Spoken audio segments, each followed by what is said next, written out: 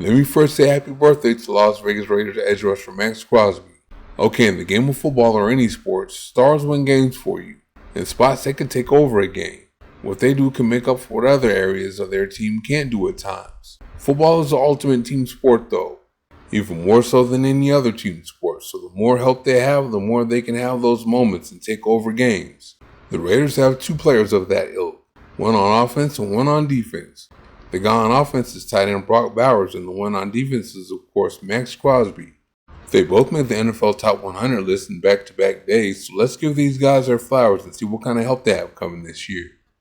Coming in at number 24 yesterday was Bowers. There was some talk about him being the top tight end on the list.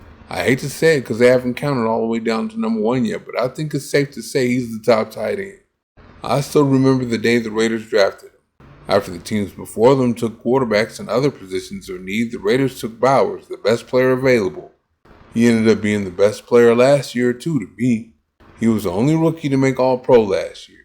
He has a unique blend of talents. The best way to describe him is a white, shorter, tougher version of Darren Waller. He has the route running, body control, and speed Waller has. Yes, speed. Waller ran a 4.47 40 to Bowers' 4.53, but Bowers rushed back from a strained hamstring just so he can get a time posted before he got drafted. He would have been in the 4.4s too. Anyway, he had his moments where he took over games, but the Raiders were horrible, so they didn't win much as a result. Bowers' 140 yards receiving almost lifted the Raiders over the Kansas City Chiefs last year. Bowers is going to have more moments in games like that with the Raiders this year because he has major league help. The first thing is Bowers has a much better quarterback throwing him the ball this year.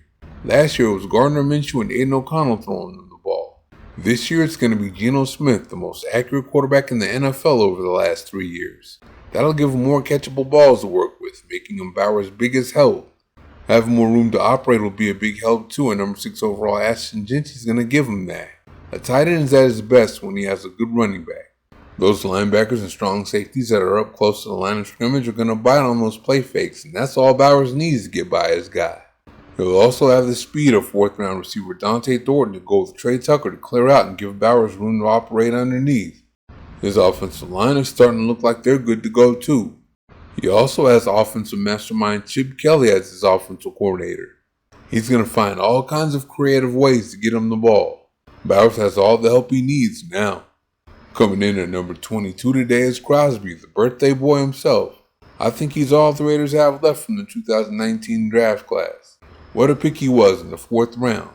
He made an immediate impact with 10 sacks as a rookie while developing. Back then he had a quick get-off, great burst around the edge, bend, and a non-stop motor.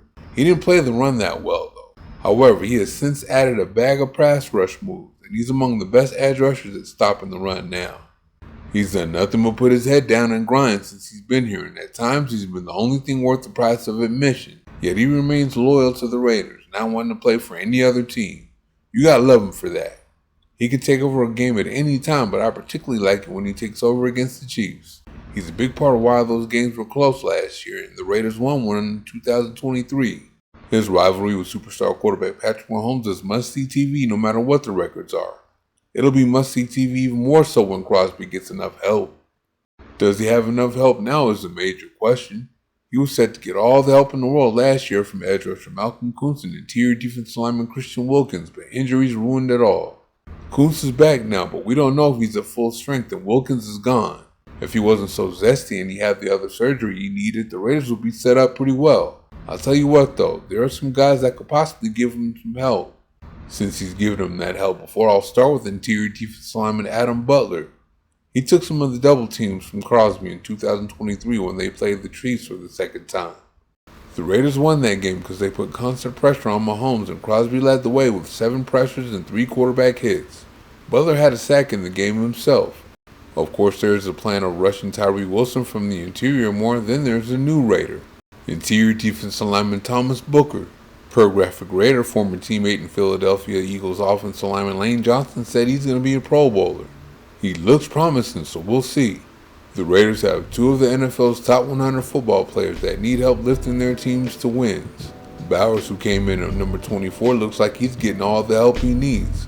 Jeanty, who might be on the list next year, will be the running back that sucks the defense up when the Raiders run play action. They have a lot of speed outside to clear things out for him underneath too. And of course he'll have more accurate throws coming his way. Crosby's help has more questions to it.